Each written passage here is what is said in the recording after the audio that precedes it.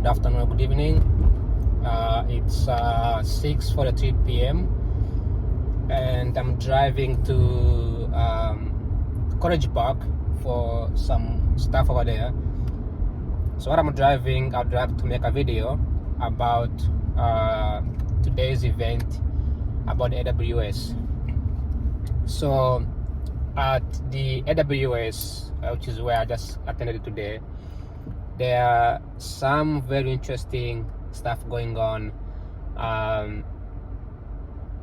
When the AI came out and the tech sector came out, right, everything was done manually, right? You have to extract the data, you have to have an engineer do the groundwork, and a lot of this data were hosted on the cloud, which is almost like AWS. But recently, with this data being used to train the AI, it became a problem that was very, very interesting. The problem was that you can't train one data if you don't have another data to complement the other type of data you're working on. So for example, if you are training the data about the housing market, you need a data that is going to complement the housing market, which is finance. You need the data about sales, you need the data about the clients, the individuals, the credit card, the transactions, right? The locations, geolocations, and each individual, each industry stores the data independently. You have financial industry storing the data for finances, you have marketing team storing the data for marketing, you have geolocationists stored on a different cloud. And when the AI came up, it was observed to be very effective, very making things much more easier, much more quicker. But two issues emerged. Number one was the training. Number one was the amount of space, right? You could have a bunch of files, but these files are not able to be. It's very hard to work with these files if they have large, useless spaces, right? When you could just eliminate those files and compiling them, or you could also host those files on one cloud and keep them as a copy. Then if the user wants to request them, they can always request them, but without having to download them into their server. And then how do you do that across multiple agencies, across multiple industries, across multiple locations? And how do you ensure that those files, for example, if there is an additional information, that information is not duplicated, right?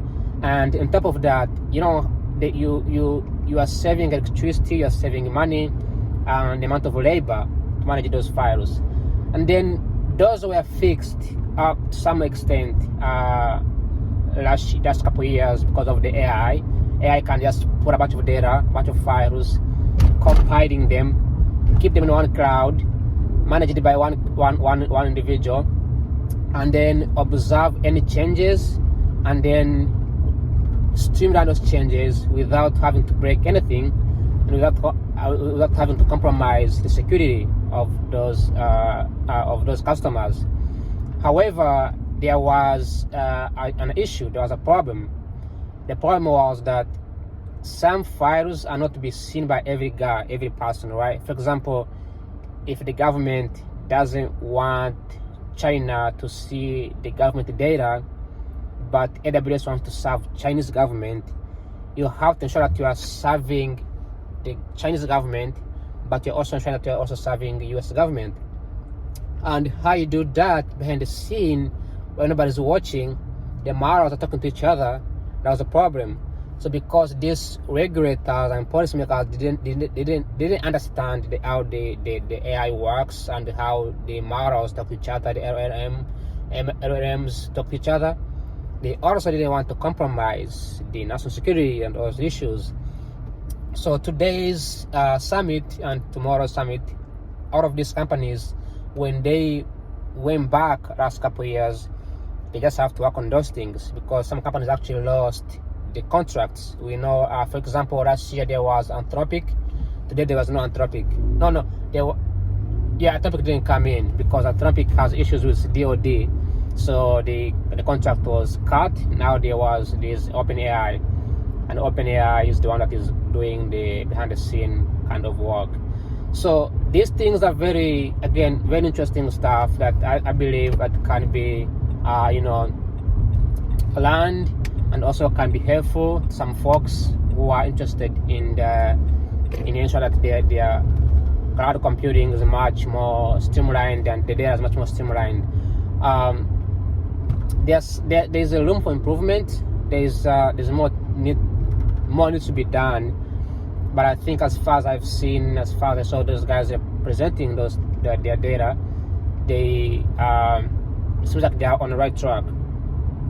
Another biggest challenge, I talked about this last year. The biggest challenge was also about the usages, right? How do you ensure that you are not using too much water, too much energy, and then you are actually incurring the consumers, the vendors, the customers' resources. How do you ensure that you're not compromising all of those things? Good news is that these guys are working on it. So they're within a model, they are building another model that can detect the usages, okay, and then they can tell you, this is how much you are spending or you're going to be spending, and here's a solution. Here is what you could basically shift to. Maybe you should shift to different types of storage. Maybe you should get rid of this type of stuff because they're not important. Maybe you should streamline this and that, right? And so all of this complex stuff were very out of the blue. Then here comes the most important part, right? With people not trusting the government and not trusting these companies, they want to ensure that there is some sort of like security issues is resolved. So the federal government came up with some what they call certified. So now every company that I saw today, every vendor, every AWS partner, they ensure that they are being certified. I don't know exactly what's the process that goes through certifying these individuals, but I think it's the same way as developing an aircraft or developing a car. You have to go through a series of training, a series of data gathering, ensuring that you are not making any accidents, crashing. So these softwares, they have to ensure that they are secured. They are not compromising customers' data. They have enough team to handle and enough expertise to handle those issues that can come up. So that was the biggest fear within the non-techie folks, right? People who are into, especially the DoD. DoD basically stands for Department of Defense. Now is DOW. But yeah, those guys they ensure that there's security issues resolved. There is no security compromising. But let me turn the camera off and see my GPS before I get lost, and I'll be back in a few minutes and get finish this video in 5 minutes or so. I'll be right back. All right, I'm back. So when we think about these these softwares, oftentimes we think about, even when I was on this conference, the summit, the guys who are the sales people are focusing much more on like the software side. So like you are applications on your phone, on your laptops, right? Those simple stuff, right?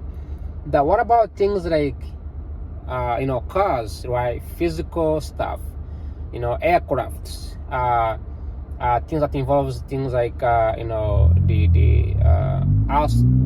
rockets, right? Those things requires the data. And there was a small startup company. It's not a SASA, it's a different company that handles the data from this massive testing, right? When we hear about launching rockets, we oftentimes don't really understand how much it takes to launch more rockets and more rockets and more rockets, and they come to a conclusion that this rocket is good enough to be launched to space, and it's going to land to space in the moon or somewhere safely. This takes a lot of power, takes a lot of programming, takes a lot of training and testing. So I found that to be very interesting that there was this company that was in there sort of like presenting and showcasing what it feels like to work on this type of stuff. Again, this is not a SASA company. This was more like an independent data kind of related company, pretty small. But again, I'm gonna go through these companies when I go home and get to talk about them and get to see. So that's pretty much all I can say. I've always said this before, right? Economists, they love private sector. Very rare would you see economists advocating for government interventions. And I say this because one of my keynote that you will see in my other video is that the guy was presenting, CloudWatch. CloudWatch is basically a tool what you can use to monitor how you are using the usage of your architecture, right?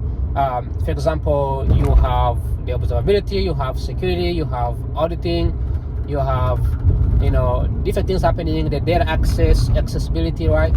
And all of those things they are happening at the same time. And how do you ensure that the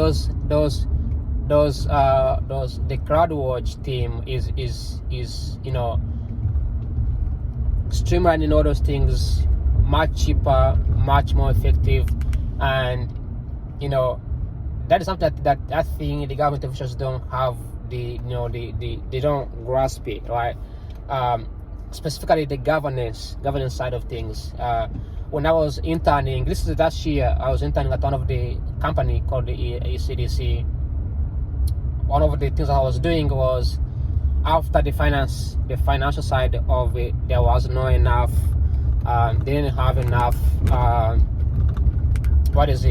They didn't have enough work, so they made me shift to towards like a social legal side of it. It was okay, but then I realized that when I was trying to help my client like get housings or go get services at the county level, there was very huge bureaucracy.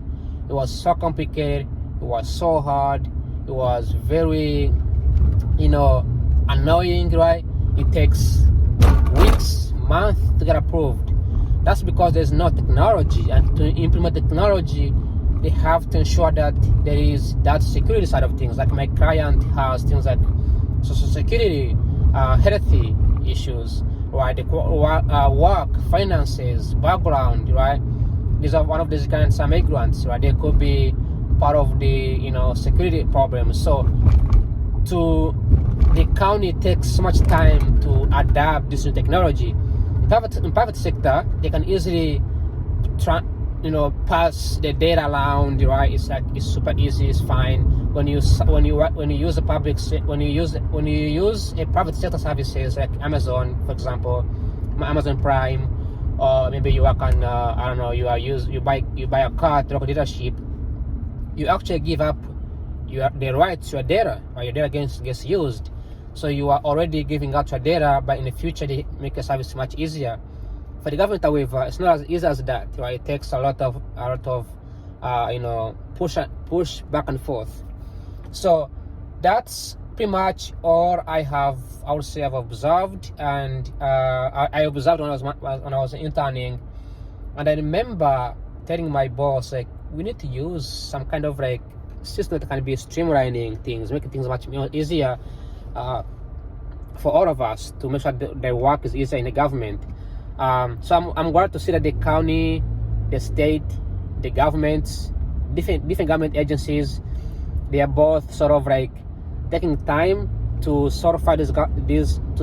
They are creating like an AI, I don't know, like an AI or cloud computing, economic, government agencies that can oversee those things and be an expert in it, and ensure that they are giving out just like accounting. You know, we have an accounting firm that approves accounting processes, financial transactions, regulations. I talk about a lot about the predictive market, right? Same thing, having the government oversee these things without eliminating technology.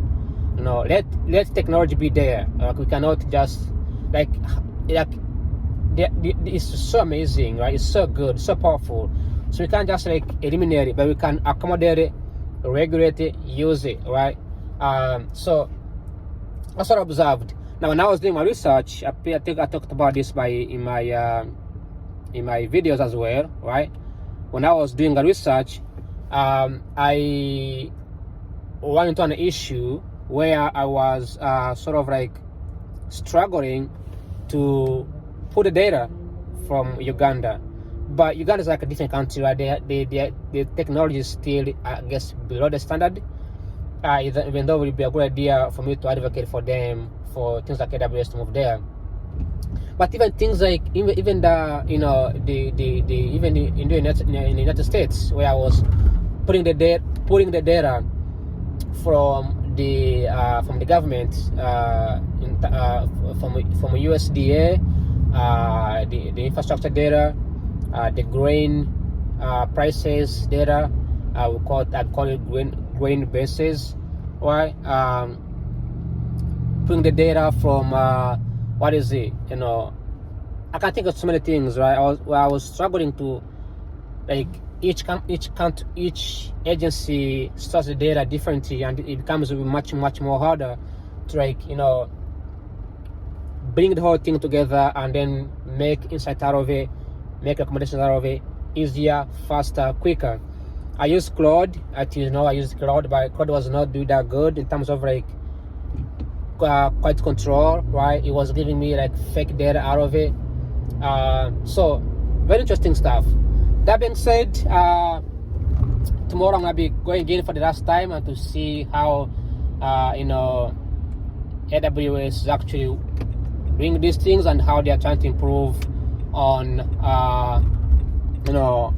on how they are trying to solve these problems. Other than that, thanks for watching. Like always, ciao, adios, spasiba. That's the end of this video, and I will see you tomorrow before it gets dark in the afternoon or in the morning tomorrow. Thank you. Like always, bye bye. All these guys walking on the street. Be safe, buddy. Be safe. All right. Thanks for watching, and I'll pay attention here to see where I'm going, so I don't get an accident. Tomorrow is a new month, so happy month of July. Happy first month of July. But this video won't be posted until pretty much, yeah, until next year, until July, somewhere around there, July, like something like that. So that being said, I hope you enjoyed this video. I hope you enjoyed the insights. If you have any questions, reach out to me on LinkedIn, and you can always chat. Like always, bye bye, ciao, adios, take care, spasiba, and bye bye.